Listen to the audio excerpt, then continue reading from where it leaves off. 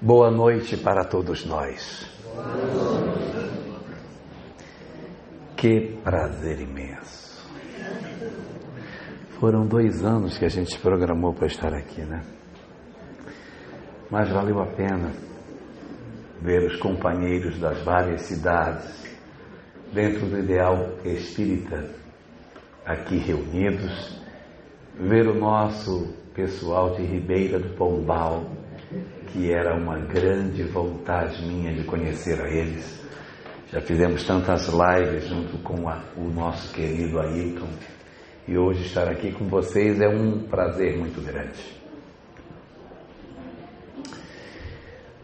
A história do judaísmo nos fala que 400 anos antes do nascimento de Jesus, nós tivemos a oportunidade de ver o último dos profetas, chamado Malaquias. Depois da desencarnação de Malaquias, não existe nenhum outro homem singular, em termos de profeta, que vá surgir dentro de Israel. E isso vai produzindo naquele povo uma sensação muito grande sobre a necessidade da chegada do Messias, para que se conseguisse matar a sede que a população tinha de renovação. Sim, o povo ainda vivia dentro da lei de Moisés, mas as profecias sobre a vinda do Messias, que começam antes mesmo do primeiro profeta Joel, mas que já comparecem dentro do texto dos Salmos, escritos 1000 anos antes do nascimento do Cristo, já nos davam algumas indicações daquilo que seria a chegada do Messias sobre a terra. E à medida que os séculos foram passando, a sede de alguém que espiritualmente aparecesse ia ficando cada vez maior. E o sofrimento da população crescia na medida em que eles não tinham mais nenhum tipo de liderança espiritual e, ao mesmo tempo, experimentavam um processo muito doloroso de escravização. Desde o ano 63 antes do nascimento do Cristo, que foi quando o Império Romano desceu as suas garras sobre a região de Israel, promovendo a ocupação daquele território.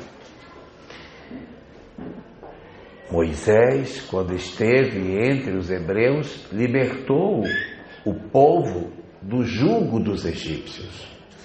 Então crescia cada vez mais a crença de que quando o Messias viesse, ele também libertaria o povo judeu da escravização do Império Romano. Não era mais possível aguardar pela chegada do Messias. O povo estava repleto de experiências de sofrimento e a sociedade se dividia em segmentos que não conseguiam se harmonizar entre pobres, ricos, homens do povo e os sacerdotes, os poderosos e os miseráveis, os doentes e os homens de poder, se misturavam nas ruas de Jerusalém sem que se conseguisse efetivamente encontrar uma solução para reunir o povo esparso, cheio de tantas dores e de tanto sofrimento. É exatamente nesse momento em que se desenha este cenário tão difícil que nós vamos encontrar a figura de Jesus aparecendo já adulto na própria região da Galileia, onde ele vivia, para iniciar os seus trabalhos de divulgação de sua mensagem. O Evangelho, na verdade, ele poderia ser apresentado como sendo uma peça de 7 atos. Encontros de Jesus com outras pessoas, curas, parábolas, ensinamentos, sermões, o testemunho do Cristo e, por fim, a revelação da vida após a morte. Essa síntese do Evangelho iria trazer uma proposta de renovação muito profunda para a humanidade. Mas se talvez Jesus tivesse apenas trazido para o homem a cura física, tivesse oferecido o seu testemunho e o seu próprio martírio, e não tivesse iluminado a humanidade com seus sermões, seus ensinamentos, nós talvez mal o conhecêssemos de nome. O que torna divina a missão do Cristo, conforme Allan Kardec, no livro A Gênese, é o fato dele ter surgido de uma população tão pequena, de um povo tão ignorado dentro do Império Romano, e ter se seguido de homens mais simples e desprovidos de poder do que ele, e terem revolucionado a história da humanidade. E de onde vem a força? De onde veio o poder deste grupo tão pequeno de homens para promover a transformação da humanidade, se não tinham exércitos, se não tinham dinheiro, se não tinham nem a ascensão do poder religioso para derramar sobre a terra as suas ideias? A razão pela qual a mensagem do Cristo se fez assim tão vitoriosa é porque, na verdade, ela armazenava em si uma quantidade de ensinamentos extraordinários que, inclusive, Israel nunca tinha tido a oportunidade de conhecer. Era a primeira vez que se falava determinados conceitos para o povo judeu. Aquilo era, na verdade, escandaloso e, ao mesmo tempo, profundamente libertador. Seus sermões são, na verdade, o grande repositório da maior parte dos seus ensinamentos. E os estudiosos dizem que foi nesses discursos mais longos, nesses sermões, que boa parte do ensinamento do Cristo foi divulgado para a humanidade e chegou até nós. Dizem os estudiosos que Jesus teria feito 5 grandes sermões: o Sermão da Montanha, contido em Mateus, capítulo 5, 6 e 7, o Sermão dos Discípulos, em Mateus, capítulo 10, o Sermão das Parábolas, em Mateus, capítulo 13, o Sermão Profético, em Mateus, capítulo 24 e 25, e o Sermão do Cenáculo, o último dos discursos, proferido, segundo os Evangelhos, no texto de João, entre os capítulos 13 a 17. Esses discursos todos trazem uma substância muito forte daquilo que Jesus nos apresentaria como conhecimento. Mas o primeiro de todos eles, o chamado Sermão do Monte, é o mais conhecido, o mais rico e o mais extraordinário em termos de entrega para os homens de conhecimentos espirituais. É como se Jesus, ao iniciar a sua vida pública, apresentasse no seu primeiro discurso a síntese de tudo aquilo que seria a base do que ele apresentaria durante a sua vida pública.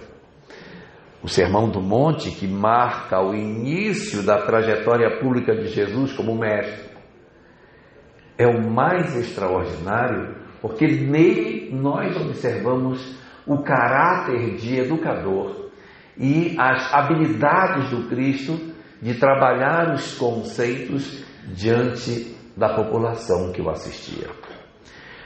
O evangelista Mateus, o único a narrar a história do Sermão da Montanha, ou Sermão do Monte, conta que foi numa dada manhã que Jesus saiu para fazer a sua pregação.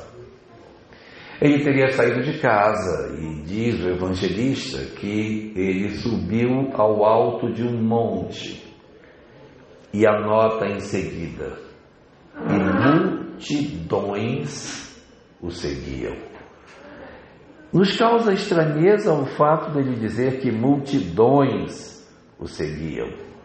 O mais lógico é ele dizer que uma multidão o seguia. E não que, porque multidões.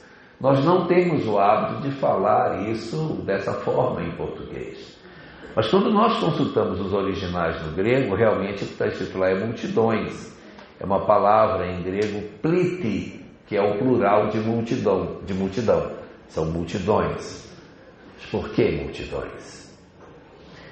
Nós iremos entender o porquê multidões e não multidão, pela dinâmica onde um discurso se desenvolve. E é curioso observar que quando o texto evangélico foi composto, ele não tinha capítulos, ele não tinha versículos. Essa ideia de dividir em capítulos e dividir em versículos é bem posterior à criação do texto.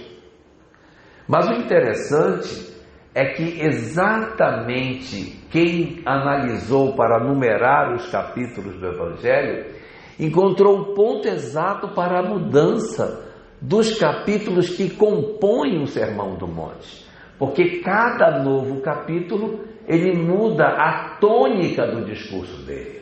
É como se ele, o educador por excelência, olhasse as multidões e observando uma delas, se fixando numa delas, ele faz um discurso para uma multidão, Dalva. Ele fala para uma multidão. E de repente ele vira um olhar e encontra outra multidão, e o discurso muda e ele passa a trabalhar uma segunda, uma terceira, uma quarta. Ao todo, o Sermão do Monte abraça 5 multidões diferentes. Por isso que o texto fala que ele, chegando naquela manhã no alto do monte, multidões o seguiam. E essas multidões que o seguem, pela tônica do discurso dele, parece ser realmente uma segmentação bastante exata das características sociais daquilo que existia à época em que Jesus pregava. Parece que um extrato bastante razoável do que acontecia na sociedade foi tomada uma amostra de cada uma delas para que essas multidões se aglomerassem no monte e o Cristo pudesse, então, oferecer os seus ensinamentos destinados a cada uma delas, mudando a estratégia metodológica do ensino de acordo com o grupo ao qual ele estaria se dirigindo. Das 5 multidões que são envolvidas na história do Sermão do Monte, a primeira das 5 multidões é a multidão formada pelos miseráveis, pelos desesperançados, pelos frágeis, por aqueles que a sociedade de Israel entendia que eram, na verdade, os que deveriam ser desprezados. Na cultura do Antigo Testamento, a sinalização de que Deus estava protegendo alguém estava associado a 4 características fundamentais. A pessoa precisava ser rica, porque ser pobre não está com nada. Mas ser rico e não prosperar progressivamente também não está com nada. Então você tinha que ser rico, mas também ser próspero. Cada ano tinha que ter mais boi, mais cabra, mais tudo, era para que Deus estava me abençoando. Mas também não adianta nada você ser rico, ser próspero e ser doente, né? Então você tinha que ser rico, próspero e saudável. Os doentes estavam sinalizados como amaldiçoados. Alguma coisa eles fizeram para merecer aquele tipo de sentença de serem doentes. Agora, você ser rico, ser próspero, ser saudável e morrer cedo é o fim do mundo, né? Então, para que você fosse realmente abençoado por Deus, você teria que, além das 3 características, ter uma vida longa. Como se diz em Israel, ver os filhos dos seus filhos. Assistir o crescimento dos netos era a bênção que estava reservada para aqueles que obedeciam à lei de Israel. Por essa leitura, quando se via alguém que era pobre, coitado, é um desgraçado, porque esse Deus é o dono de tudo, e ele é pobre e deve ter feito alguma coisa errada, né? Porque Deus, que é dono de tudo, não deu nada para ele. Havia uma leitura muito diferente de hoje com relação ao sentido e o propósito da dor.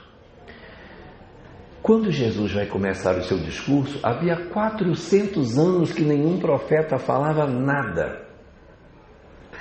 O povo estava louco esperando por uma mensagem, uma notícia, algo que viesse dos céus. Quando Jesus se apresenta como Messias e sobe ao alto do monte, e as pessoas se aglomeram em volta dele para ouvir o que ele ia falar, todo mundo esperava que ele dissesse alguma coisa que fosse impactante sobre a sociedade. Do tipo: bem-aventurados os que seguem a lei de Deus, que obedecem ao templo, porque esses serão abençoados pelo Senhor. Louvado seja o Deus de Israel, que nos dá riqueza, prosperidade, longevidade e saúde. Algo do tipo, alguma coisa que invalidasse os conceitos que a sociedade possuía.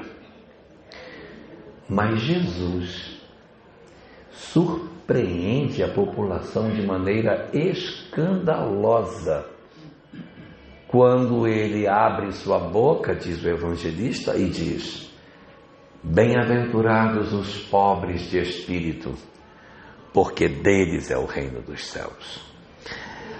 Nossa, quando ele disse isso, eu acho que deve ter dado assim uma decepção tão grande no povo que estava assistindo, que era rico, que esse cara disse: meu Deus, não era isso para ele dizer. Porque bem-aventurados, na verdade, são os pobres de espírito. Aqueles coitadinhos que... O que é um pobre de espírito, né? Um pobre de espírito é um pobre de espírito mesmo, né? Então, é um pobre de espírito. Então você imagina que um pobre de espírito vai ter o reino dos céus? É uma coisa muito surpreendente. E esse termo, o reino dos céus, não existe no Velho Testamento. Nunca no Antigo Testamento isso foi referido. A primeira pessoa a falar em reino dos céus é João o Evangelista. É ele que nasce, é nele que nasce esse termo, o reino dos céus está próximo. Então Jesus vai falar que eles teriam o reino dos céus, ou seja, é para os fracos mesmo, para os que são frágeis, para os que sabem que têm defeitos, para os que choram a sua pequenez, porque o pessoal que tem muita certeza das suas certezas, que está muito cheio de si mesmo, cheio de empáfia, que sabe muito, que tem muito conhecimento, coitado, dificilmente vai mudar. Quem está certo não muda, só muda quem está errado. Já viram alguém certo mudar? Alguém certo não muda, é só ver marido usando o GPS. Você vê que eles estão tão certos que não adianta o GPS marcar que ele não segue. Então, quando você tem muitas certezas sobre as suas certezas, você não obedece, você enfrenta e tem dificuldade de mudar. Mas quando a gente diz: eu sou pequeno, eu sou frágil, eu faço muita besteira, eu estou mais aberto a um processo de mudança. E por esse motivo, esses estão marcados para fazerem a sua transformação moral e poderem efetivamente alcançar o reino dos céus. Todo o capítulo 5 do Evangelho de Mateus está destinado a esse tipo de discussão, ao acolhimento dos frágeis. São as 9 bem-aventuranças, todas elas para acolher os frágeis, os considerados infelizes, os desgraçados, os que choram, os que precisam perdoar, os que são injustiçados, aqueles que conseguem ver Deus em todas as coisas, os que se esforçam para pacificar a sociedade em que vivemos.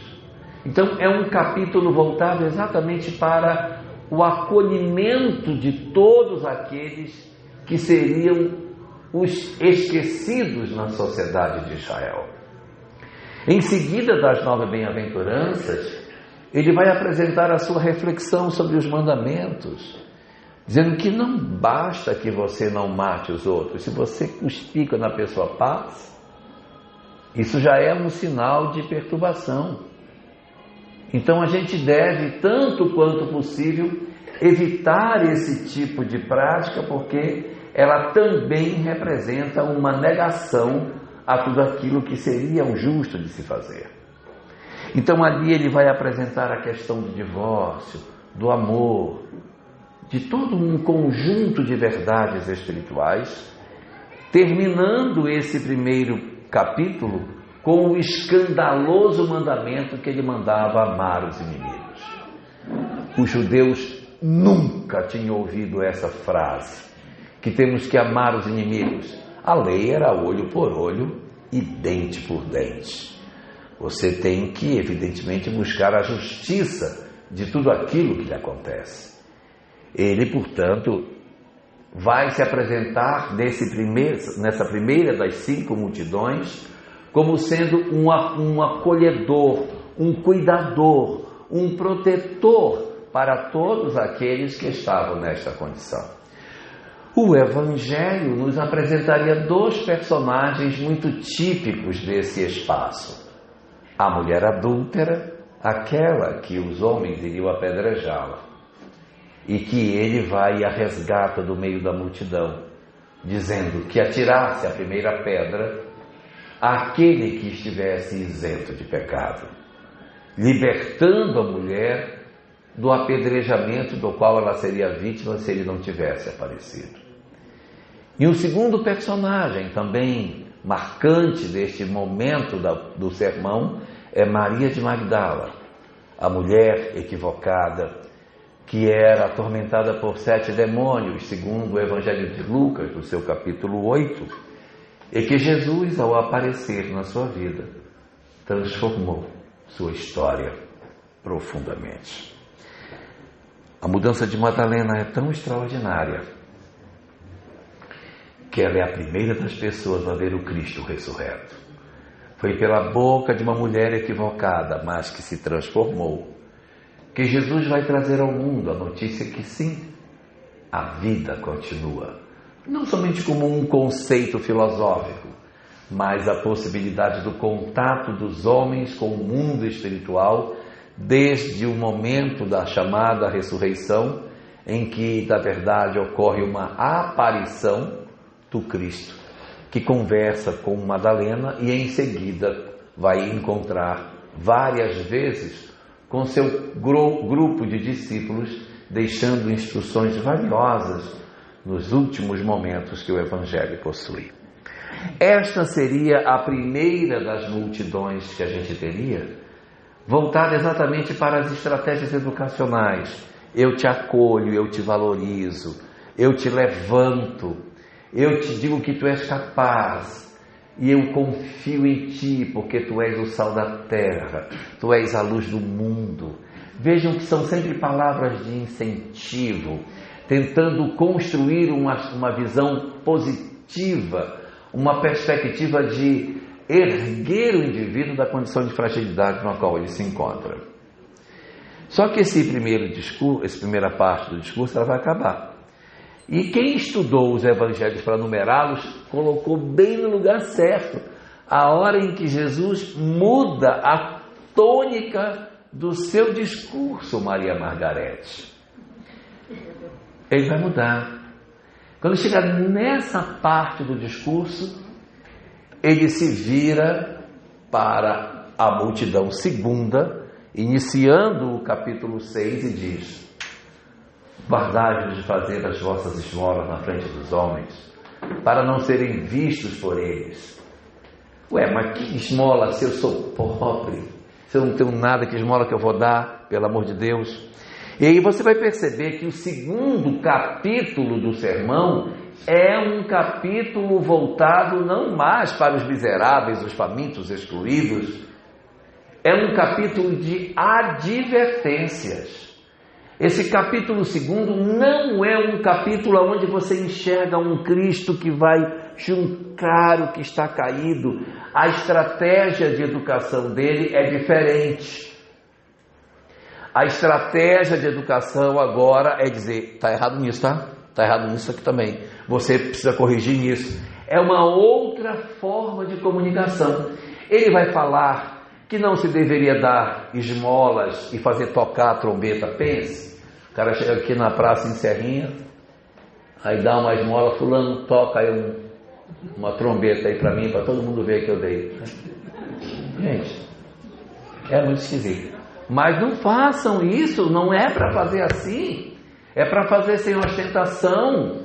Quando você fizer jejum, não fique acabado, lave seu rosto, não fique se mostrando, igual às vezes a gente faz. Ai, graças a Deus eu não faço isso, mas faz outra coisa parecida. Chega na casa e diz, gente, estou morto, quebrado, passei a manhã fazendo sopa, cortando verdura.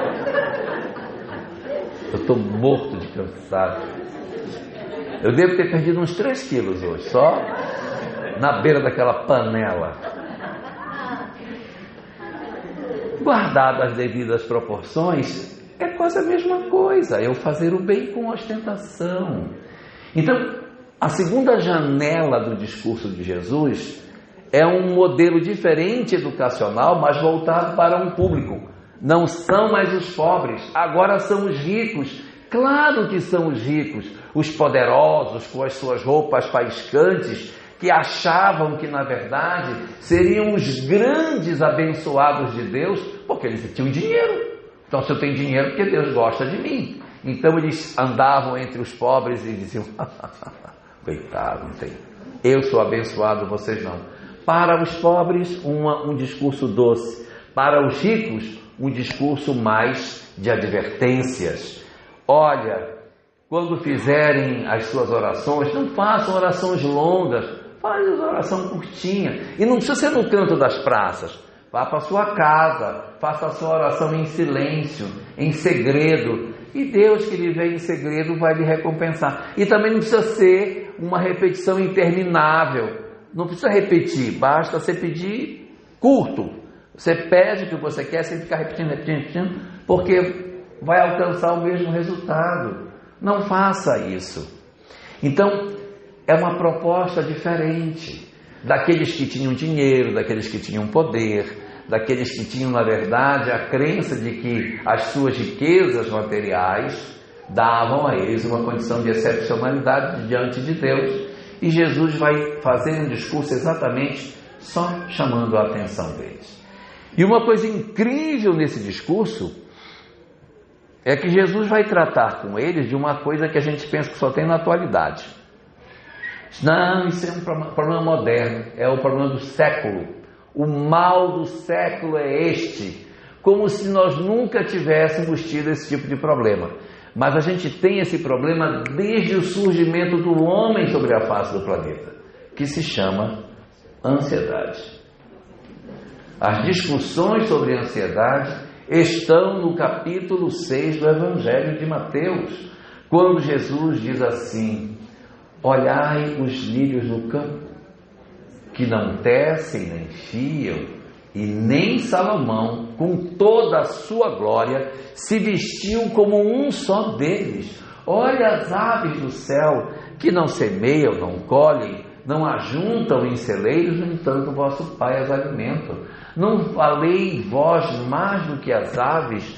Basta a cada dia o seu mal.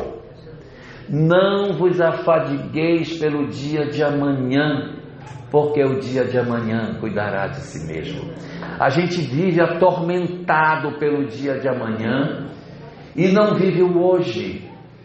Por quê? Porque está sempre pensando no dia de amanhã. Então, os meninos vêm, a gente não dá atenção para menino, não enxerga neto, não enxerga filho, não enxerga nada, porque está preocupado com o amanhã. Eu sempre estou olhando amanhã, não vejo hoje. Aí a gente fica velho, chega a hora da desencarnação, aí quando o nosso espírito benfeitor vem buscar, a gente diz: menino, já acabou? Por quê? Porque a gente não cuidou durante o tempo que teve, nós não prestamos atenção na vida, nós não celebramos a vida. E eu posso dizer para vocês que, como eu já estou velho, tenho quase 100 anos, eu posso dizer: olha, a gente sonha com tanta coisa e quando fica velho descobre que poderia ter sido mais feliz com menos. Que a gente correu tanto atrás das coisas e poderia ter sido mais feliz se a gente tivesse menos coisas. Brigamos tanto por conseguir determinadas coisas materiais e quando a gente fica velho a gente descobre que o que o dinheiro compra não tem valor. O que tem valor é o que o dinheiro não compra, que é o amor legítimo, o afeto das pessoas, o cuidado. Alguém para a gente cuidar e ser cuidado na velhice, desenvolver o dom de amarmos e sermos amados, que isso é mais importante. Mas a gente está dentro das coisas materiais, afundado nas coisas materiais, que não enxerga os apelos da vida material, da vida espiritual. Então a vida material nos consome e o Cristo destina a segunda parte do seu discurso para a segunda multidão. E eu trouxe 2 exemplos desta segunda multidão. Um deles, Zaqueu, o chefe dos publicanos da cidade de Jericó. Cheio de conflitos, cheio de drama, cheio de dores, cheio de dificuldades, porque a sociedade o odiava, porque ele era um cobrador de impostos para os romanos. Se ele pelo menos fosse cobrador de impostos para o templo, dava lá. Mas era um cobrador de impostos para o invasor. Então cobrava impostos para o invasor e ainda era o líder dos publicanos. Carregava uma culpa danada. E quando Jesus vai visitar a cidade dele, ele sobe numa árvore para poder pelo menos ver Jesus. E quando Jesus passa, que o vê na árvore, diz: olá, Zaqueu. Tudo, já chama pelo nome. Olá, Zaqueu, tudo bem com você? Olha, hoje à noite eu vou jantar na tua casa. Então, alguém que queria só ver, recebeu de Jesus a visita. O Evangelho não fala o que eles conversaram, mas quando o jantar terminou, algo foi dito e Zaqueu sai à porta e diz: digo para todos que tudo que eu peguei das pessoas eu restituirei 4 vezes do que eu peguei. Então essa mudança muito grande, e Jesus, vendo a transformação dele, diz: hoje a salvação entrou nesta casa.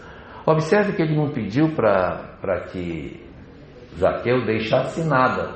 Não disse para ele largar a profissão dele, não disse para fazer nada disso. Não, toca a tua profissão, só presta atenção para você não explorar as pessoas, mas segue tua vida. Usa o que você tem com sabedoria e segue no caminho que você possui. E há uma segunda história também que é relacionada a esse segundo capítulo, a esta segunda multidão, que é o mancebo rico. Um jovem rico que aparece no Evangelho conversando com Jesus, dizendo: mestre, eu já faço todos os mandamentos, faço tudo certo. O que me falta para eu conseguir realmente alcançar a vida eterna? Jesus, vendo que ele falava sobre o cumprimento dos mandamentos, mas era uma coisa mais externa do que propriamente uma vida real dos ensinamentos, Jesus então propõe a ele um desafio. Vai, vende tudo que você tem, dá aos pobres e depois você vem e me segue. Observe que Jesus não disse: pega tudo que você tem e dá para os pobres e vem e me segue. Ele disse: vai, vende, e o que você vender dá para os pobres. Por quê? Porque se ele desse um tapete persa para uma família pobre, ela ia botar para forrar o chiqueiro. O chiqueiro não, que o Deus não queria pôr, mas ia forrar o galinheiro. Ah, bonito esse tapete para forrar o galinheiro. Ia botar lá. Só ele sabe o valor que aquele tapete tem para poder vender pelo preço justo e pegar o valor para ajudar mais.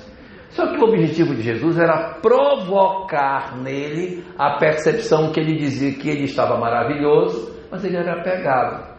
Observe que ele não diz isso para Zaqueu. Ele não fala isso para Zaqueu. Zaqueu continua com a profissão, mostrando que o problema não é a riqueza, o problema é o apego à riqueza. É aí que está a dificuldade. Você ter a riqueza e conseguir sair-se satisfatoriamente bem dentro dela. Este segundo capítulo é um capítulo cheio de muitas recomendações, mais rígidas para os ricos, e não tem nenhum momento dele em que apareça uma frase de acolhimento, de amor, no sentido de eu te recebo, você é o máximo, é sempre cuidado, não faça isso, não faça. São só admoestações, são apenas lembranças de coisas que você tem que fazer. Presta atenção e faz correto o que você tem para fazer. E quem estudou os evangelhos cortou o capítulo 7 certinho no momento em que ele entra na terceira das multidões. Porque existe uma terceira multidão que começa no capítulo 7º, que é o capítulo aonde as discussões não são mais sobre riquezas, nem são mais discussões sobre os aspectos dos frágeis, dos oprimidos, dos miseráveis. Não é mais essa a tônica. A tônica do capítulo 7 é: não sejam hipócritas. Não queiram pedir que os outros façam aquilo que vocês mesmos não são capazes de fazer. Porque se vocês não sabem nada e querem dirigir os outros, vocês mais se assemelham a cegos guiando cegos. Se um cego guiar o outro cego, os dois vão cair na cova. Jesus então faz um terceiro momento do discurso, aonde você percebe que ele mudou. Ele não está mais falando para ricos, e também não está mais falando para aqueles que seriam os frágeis. Ele está falando para alguém que tinha poder, mas não necessariamente dinheiro, e que se achava mais certo do que os outros e que oprimia as pessoas, se considerando mais puro do que os demais. Quem poderia ser este terceiro grupo que compõe a terceira das multidões do Sermão da Montanha? Muito bem, eram os sacerdotes. Os sacerdotes tinham aquela empáfia, achavam que eles eram os certos, que eles é que ditavam aquilo que era correto de fazer, porque eles obedeciam à lei de Moisés, então eles estavam certos. Os que não obedeciam estavam em desacordo com a lei, portanto seriam punidos por Deus. Havia uma crença de que, aqueles de nós que fazemos o correto, nós é que vamos encontrar a condição de felicidade. Um ledo engano. É também um capítulo onde não existem palavras doces. As palavras também são de advertência. O educador por excelência, Jesus, vai convocar as pessoas para que percebam que sim, não é justo que alguém se porte na condição de ser o certo para querer corrigir os outros. Igual a gente faz em casa, quando a gente quer dar lição de moral num filho, num neto, quando nós, na verdade, nem fazemos aquilo que a gente quer que o outro faça. E nós queremos exigir que as pessoas se comportem melhor do que aquilo que somos. Então a gente tem que aprender a ter também misericórdia, a habilidade de acolher o outro do jeito que o outro é, aprender a amar as pessoas na condição espiritual na qual elas se encontram, sem condicionar o amor à obediência. O amor não pode ser condicional, e a gente faz muito isso. Se você não me obedecer, eu não vou mais amar você. Você vai ser um filho que eu vou encostar assim no canto, porque você não me obedece. E as sequelas que isso vai deixar no indivíduo pela percepção do desamor podem, eu disse podem, acompanhar o indivíduo por toda uma existência. Pode, inclusive, comprometer o equilíbrio emocional em função das histórias de desamor que ele possa ter vivido. Então, que a gente aprenda a não ter essa característica de pureza excessiva que os sacerdotes de Israel tanto apresentavam e que tentavam por essa via levar à população opressão, medo, constrangimento. Às vezes nós fazemos isso com a doutrina espírita, que é a doutrina consoladora, e nós queremos converter em doutrina aterrorizadora, que a gente diz assim, eu não sei de onde o povo tirou isso. O pessoal diz assim, ó, toma cuidado, hein? Depois da morte, todo mundo vai passar no umbral. Nem que seja por 2 minutinhos, não passa. Gente, mas parece um ritual de passagem, sabe? Que o sujeito tem que passar no umbral. Isso não é verdadeiro. Nós não somos obrigados a passar pelas instâncias de sofrimento para ir para o local melhor. O movimento espírita desenvolveu essa gemessão, eu não sei baseado em quê, que não tem literatura espírita que sustente isso, e muito pelo contrário, a literatura aponta na direção de que o homem mediano desencarna medianamente bem e que o sofrimento está reservado para os chamados maus. Observem o livro A Luz do Consolador, de Dona Ivone do Amaral Pereira, um capítulo chamado Os Segredos do Túmulo, aonde ela avalia esta condição. Ou a obra Fenômenos Psíquicos da Hora da Morte, de Ernesto Bozano, que também analisa o que acontece durante o fenômeno da morte com as pessoas, para verificar que essa questão de sofrimento, ela existe, é verdade, e tem muita gente assim, mas para o homem mediano não se prevê esse tipo de situação. De maneira mais prática, observem dentro da casa espírita aqui, quantos trabalhadores espíritas que já desencarnaram deram comunicação do umbral, gemendo? Vocês têm história de alguém? Não tem, gente. Não tem. Pode não estar lá muito bem. Ninguém vai desencarnar daqui, chegar no mundo espiritual, sai Jesus, que agora sou eu. Não é assim. Mas a gente vai para um posto de socorro, vai se recuperar, vai se ajustar, demora um tempo de adaptação, daqui a pouco a gente está no trabalho, está engajado. Essa coisa de que a gente vai para um local para sofrer, isso não é muito correto. Mas a gente adora botar medo nas pessoas. E tem uns que ainda dizem assim, cuidado, hein, que quanto mais se sabe, pior fica. Gente, isso é uma maldade. Isso é uma maldade. Isso é uma maldade. Porque se quanto mais eu sei, pior eu fico, então eu não quero saber nada, porque é para eu poder ficar... É lógico.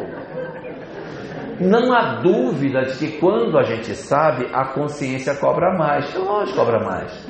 Mas, gente, a quantidade de benefício que a gente obtém com o conhecimento é muito maior do que as cobranças da consciência. E a cobrança da consciência só vem quando a gente faz besteira. Se eu não fizer besteira, Rose, não tem por que eu ter medo de saber. Não me mostra.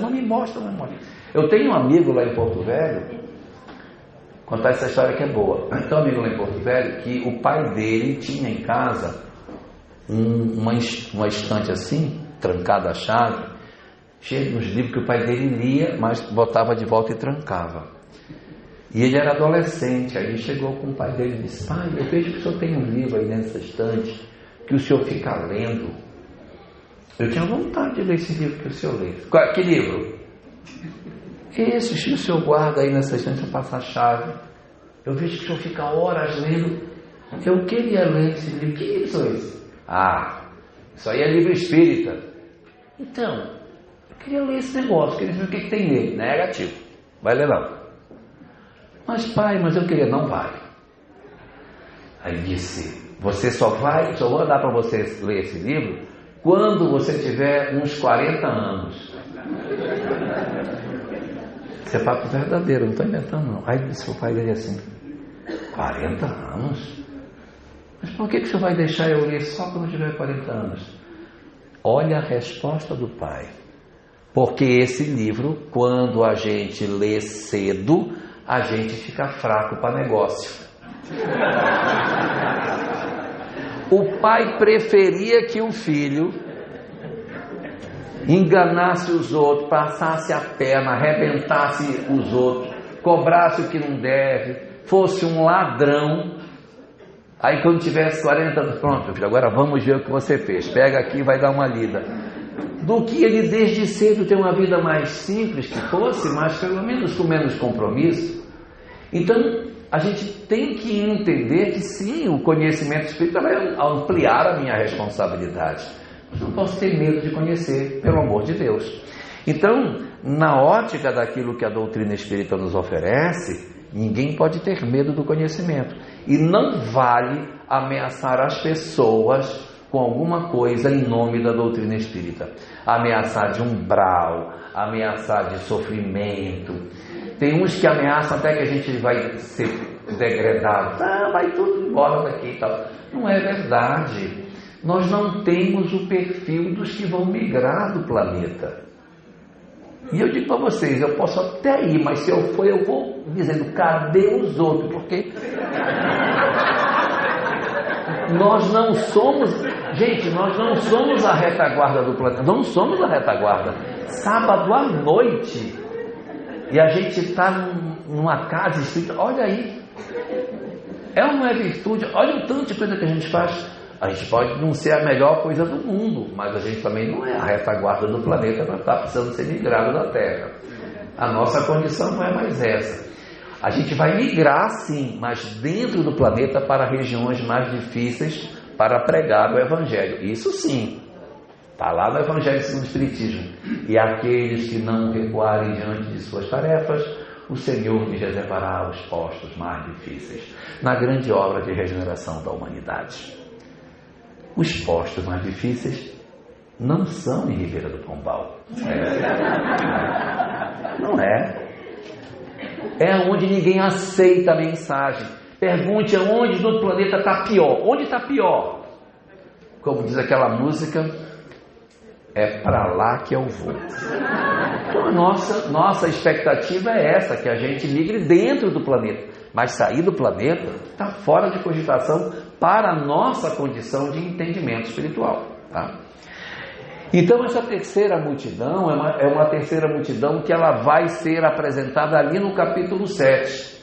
Só que no capítulo 7 o sermão acaba. E eu disse que eram 5. E aí ficou complicado agora, porque o sermão acabou e ainda tem mais 2. Então vamos lá. A quarta das multidões é uma quarta... deixa eu falar dos 2 personagens da terceira multidão. Nós temos um personagem que está no Evangelho de Lucas, capítulo 10, que nem o nome dele ficou, o doutor da lei que pergunta para Jesus: Mestre, o que eu devo fazer para herdar a vida eterna? E então, o Cristo diz: o que está escrito na lei? Como é que tu lês? E não dá nenhuma resposta para ele. Ele pergunta e diz: o que é que está escrito na lei? Aí o doutor da lei responde: amarás o Senhor teu Deus de todo o teu coração, de toda a tua alma, de toda a tua força, de todo o teu entendimento, e ao teu próximo como a ti mesmo. Para ninguém nunca esquecer as 4 condições faz café: de todo o teu coração, de toda a tua alma, de toda a tua força, todo o teu entendimento, e ao teu próximo como a ti mesmo. Então, e aí o doutor da lei incomodado disse: quem é o meu próximo? E pergunta de novo, aí ele não responde. Conta uma parábola e pergunta: quem foi o próximo do homem que caiu? E ele, para não dar o braço a torcer, diz: o que usou de misericórdia para com ele? Não diz que é o samaritano. Então, esse doutor da lei é exatamente a representação do sujeito endurecido que quer testar Jesus, tenta uma estratégia de fazê-lo entrar em contradição e não obtém resultado. E há um outro sacerdote que procura Jesus, capítulo 3 do Evangelho de João, chamado Nicodemos. Lembra aquela história? Mestre, como pode um homem, sendo velho, voltar e tal? Não sei se vocês já perceberam, mas quando Nicodemos visita Jesus, vejam lá no Evangelho de São João. Nicodemos chega e diz assim: Senhor, sabemos que vieste da parte de Deus, porque ninguém, se não fosse da parte de Deus, faria os sinais que tu fazes. Né? E ele está falando, ele não está fazendo pergunta nenhuma, ele está só louvando Jesus. E a sequência do texto é: e Jesus lhe respondeu: ninguém pode ver o reino dos céus se não nascer de novo. Não tem pergunta. Ele percebeu a pergunta e já entregou a resposta. E aí é quando Nicodemos diz para ele: mas como pode, Senhor, um homem sendo velho entrar de novo na barriga da sua mãe? E aí diz o Evangelho: és mestre em Israel e ignoras essas coisas? Se fosse uma linguagem mais atual, Jesus diria: conhece Cabala não, meu filho? Que a Cabala é exatamente isso. Conhece não? Já tinha que ter conhecido. Nem todos os rabinos estudavam Cabala. Eram só alguns que se predispunham a estudar. Boa parte deles viviam a vida inteira e não faziam acesso a esses conhecimentos espirituais. A história do judaísmo fala de 4 grandes rabinos que entraram na época de Nicodemos para estudar a Cabala: Ben Azai, Ben Zomar, Elisha Ben Abuia e Akiva. Foram os grandes rabinos que adentraram o conhecimento cabalístico para entender da reencarnação nesse período contemporâneo de Jesus. Nicodemos parece que não foi entre esses, porque eram poucos os que se predispunham a esse tipo de conhecimento. Mas quando a gente lê a história de Nicodemos, a gente diz assim: e aí ele foi lá, fez um monte de pergunta besta, aí Jesus respondeu, aí ele fez mais um monte de pergunta boba, no final não deu em nada, porque ele foi escondido, ele foi de noite, escondido, falar com Jesus. Coitado, ficou perdido. Não é verdade. O mesmo Evangelho de João, no capítulo 20, quando fala de quando Jesus capítulo 19, quando Jesus é tirado da cruz, 2 pessoas tiram Jesus da cruz: José de Arimateia e Nicodemos. Então aquele mesmo homem que foi na noite escondido, fugindo das pessoas para encontrar Jesus, teve a oportunidade de rever o seu comportamento. E no último instante do Cristo, ele se apresenta à plena luz, que era de dia, diante de todas as pessoas, inclusive sacerdotes, tocando no morto. O sacerdote não toca em morto, ele é proibido de tocar em morto. E além de tocar no morto, ele mancha suas vestes de sangue.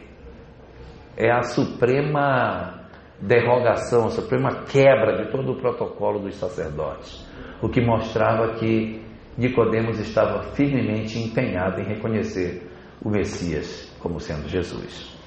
Então, esse homem faz uma mudança muito grande, mas nem todos os que viveram esse período do sacerdócio tiveram essa transformação das suas vidas. E aí nós temos uma 4ª multidão. A 4ª multidão, ela está no pé da montanha.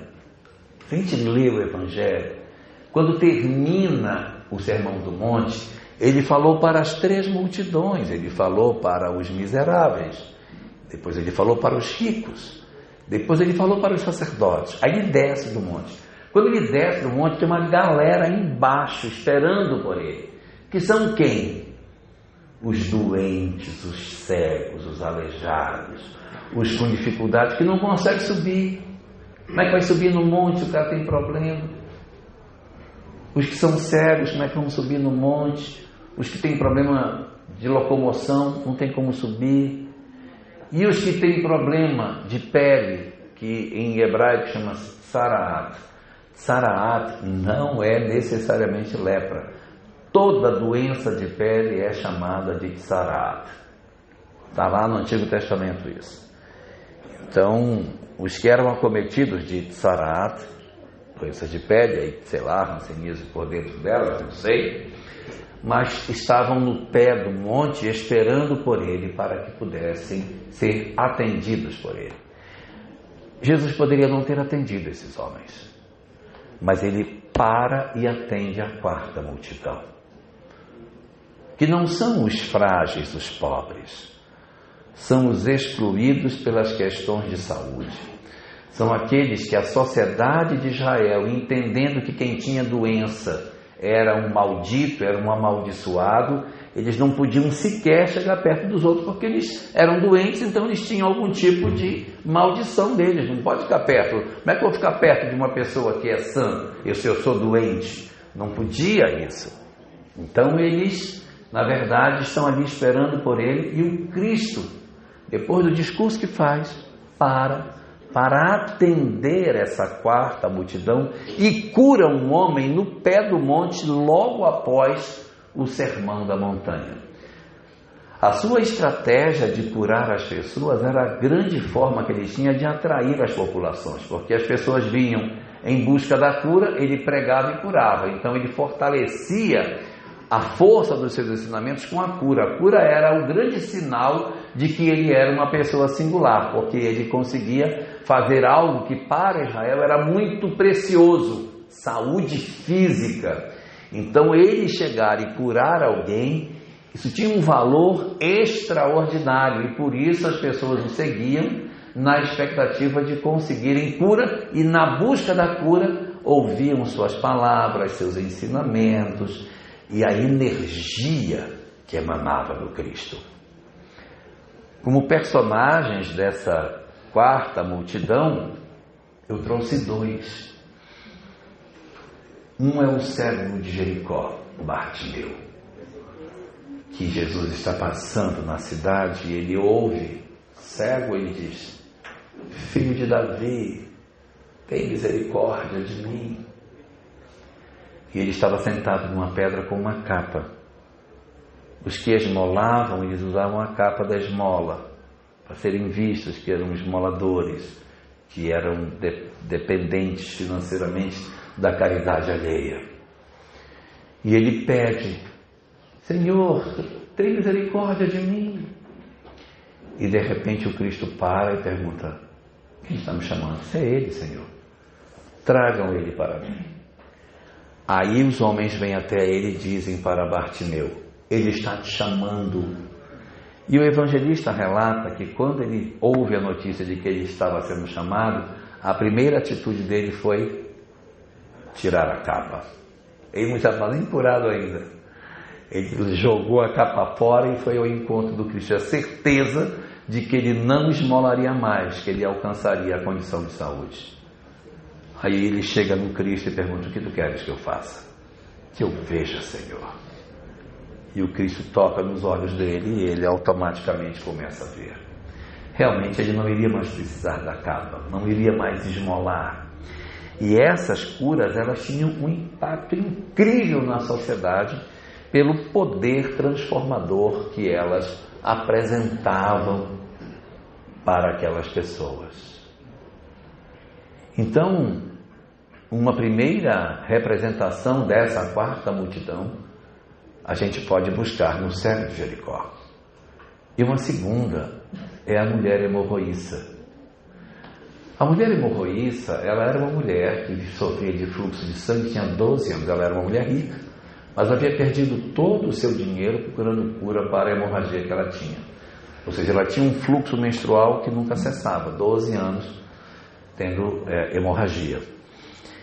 E assim, para nós que somos ocidentais, nossa, coitada, deve estar anêmica já, porque 12 anos menstruando sem parar, ele está... Mas isso não era o principal problema. O principal problema é que em Israel, as mulheres, quando estavam menstruadas, não podiam tocar em nada. Elas estavam impuras. Então ela não pode fazer a própria comida, ela não pode tocar em ninguém. Ela não pode tocar em ninguém, porque ela é uma mulher impura. Uma mulher nessa condição, se ela tocar num vaso de cerâmica, tem que ser quebrado. Se ela pegar num copo, tem que quebrar. Se ela pegar num pano, tem que ser lavado. Tudo que ela toca fica impuro, porque no conceito judaico ela está impura. Quando ela vê ele passando na cidade dela, ela toma uma atitude absurdamente impensada. Primeiro, que ela vai tocar, ela não podia. E segundo, que ela vai tocar num homem. Então ela transgride a regra de uma maneira bastante violenta. E diferentemente do caso do cego de Jericó, em que havia do Cristo a intencionalidade da cura, no caso dessa mulher nem tinha. Ele vinha andando na rua e ela disse: se eu tocar nele eu fico curada. Então ela vai, se aproxima dele e toca.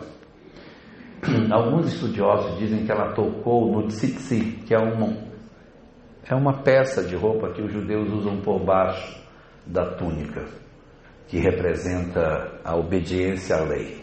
Porque a tzitzi, ela tem umas franjas. E na hora que ele vai, que ela toca nas pontas das vestes dele, por isso que dizem que é o discípulo. Ela toca, ela sente que ela curou e ele sente que alguma coisa de energia saiu dele. Aí ele para e pergunta: quem me tocou? E é quando os seus discípulos dizem: mas Senhor, todo mundo te aperta de todos os lados. E tu ainda vem perguntar quem te tocou? Todo mundo está te apertando, todo mundo está pegando em você. Não, teve alguém que me tocou de maneira diferente, porque eu senti que de mim saiu virtude. É quando a mulher se apresenta dizendo que ela havia se sentido curada. Então, até mesmo quando a não intencionalidade direta da cura estava proposta, ele também estava irradiando cura o tempo todo. Ele passava e ele ia curando as pessoas. O Atos dos Apóstolos relata que as roupas de Paulo de Tarso, colocadas no varal para secar, quando elas ficavam ali para secar, as pessoas roubavam as roupas dele para colocar em cima dos doentes. Só a roupa, não estava nem ali, só a roupa de Paulo em cima do doente curava o cara. Então é um negócio fantástico o magnetismo que ele tinha. E isso era só Paulo, não era Jesus. Imagina Jesus. Então a mulher, quando toca nele, ela pega uma energia fantástica e ela então se cura, sendo assim uma excelente representação daquilo que seria a quarta das multidões. E depois desse momento, o discurso acaba, o capítulo 7 acaba e o sermão da montanha também acaba.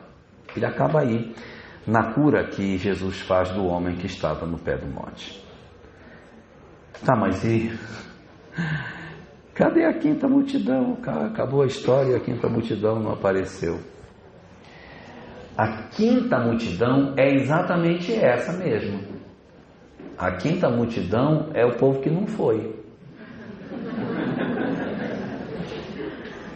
É o povo que estava em casa e quando viu Jesus passando para o monte, com aquele monte de gente seguindo, se encostou na janela e disse: moço, lá vai esse homem de novo nesse sol quente.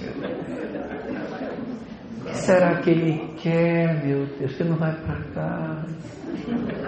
Oh, meu Deus! Então aquela dificuldade, sabe, de entender, preso na indiferença. Como diz tem um filósofo, lá em Rondônia a gente conhece bem esse filósofo, mas aqui a gente conhece talvez pouco. É um filósofo goiano, chamado Zezé de Camargo, que ele diz: é essa sua indiferença que me mata, que me mata, que me mata. Então é isso, a gente às vezes é tão indiferente com relação às coisas espirituais, a gente tem tanto desinteresse, tem uma dor muito grande e não consegue procurar cura. Está em sofrimento, está sofrendo, está em dor, mas não se movimenta para sair. Então, é como se fosse a quinta multidão, porque a quinta multidão, ela existia, mas ela não fez nenhum movimento de cura. Parece um bichinho preguiça, que o bichinho preguiça, o que é que ele faz? Ele está querendo comer a fruta que está na outra árvore, e ele sai para comer, só que ele tem que escolher uma fruta verde lá, que até ele atravessar de uma árvore para outra, ela amadurece. Se ele enxergar ela madura, quando chega lá, caiu. Então, esses companheiros que fazem parte da quinta multidão são todos os que são muito parecidos. O nome desse meu bichinho preguiça é Xavier. São parecidos com o Xavier. Ele tem o nome Xavier porque quem me deu foi o Xavier. Eu botei o nome dele no bichinho. Então, o Xavier é assim. É aquela preguiça de mudar, a preguiça de estar vendo as coisas e não se transforma. Lê a obra espírita, chora, se emociona. Meu Deus, se emociona. Aí quando termina de ler, essas histórias são muito fortes, a gente tem que ver como é que a gente aplica isso em família. Só na minha família não dá para aplicar não. Ali não, ali não tem jeito, ali não dá, isso aí aplica bem na família dos outros, na minha não tem como aplicar. Então eu não consigo aplicar o que eu sei na minha vida, ou seja, a vida está acontecendo e eu não estou me interessando pelas questões espirituais. Na época do Cristo, não foi todo mundo que foi para cima do monte, teve muita gente que não foi. Cadê esse pessoal? Porque esse pessoal não foi para o monte, eles não subiram, eles constituem a quinta das multidões que ficou em casa, que não se interessou, não foi ver, não se movimentou. E exatamente por isso é que esta quinta multidão hoje tem acesso à doutrina espírita. Nós somos a quinta multidão, que não nos interessamos por isso no tempo correto. Não quero dizer que a gente estava em Jerusalém, não é isso. Mas ao longo da história, a mensagem do Cristo não nos chamou atenção. Não nos chamou atenção. Então a gente já viveu como sacerdote, como fiel, já esteve na igreja católica, igreja protestante, já foi para lá, já foi para cá. Mas a mensagem do Cristo como elemento transformador e educador das nossas vidas não aconteceu. Nós podemos ter até tido contato com essa mensagem. Nós podemos sim ter tido a possibilidade de transformar as nossas histórias de vida, Estela. Sim, muitas oportunidades surgiram, mas a gente pode não ter aproveitado essas oportunidades. Então, nós estamos de novo aqui para que a gente faça contato com essa mensagem. E se esta mensagem de Jesus nos chama a atenção hoje, é porque realmente a gente ficou só na janela assistindo e não foi participar. Porque senão a gente diria, eu sei o que essa mensagem traz, mas a gente não conheceu, não se transformou, experimentou várias existências sucessivas e não promoveu em nós a mudança que a gente deveria fazer. O chamamento que a doutrina espírita faz para todos nós neste momento é que nós não olhemos Jesus como um ser deificado, como um ser a ser adorado, como um Jesus crucificado, esse aspecto mais teológico de Jesus, que nós enxerguemos o Cristo como sendo o nosso instrutor, o nosso educador, nosso mestre, nosso professor. Ouçamos as lições que Ele nos oferece para que a gente se liberte dessa nossa indiferença espiritual e abra marcha na direção da nossa evolução. Já chega de nós copiarmos o modelo do bicho preguiça e começarmos verdadeiramente a aproveitar as oportunidades que Deus está nos concedendo, começando pelo nosso lar, na relação com os nossos familiares, com entregar a eles mais amor ainda do que já estamos dando. Mas eu já dou, então dê mais. Façamos todo o esforço que a gente puder para que os nossos ambientes familiares sejam os ambientes onde apresentamos os maiores testemunhos de transformação baseados nos ensinamentos de Jesus. Já chega de ser o bicho preguiça evolutivo. Está na hora de nós empreendermos marcha na direção da felicidade e fazermos desta encarnação a encarnação da mudança das nossas vidas. Uma boa noite a todos nós.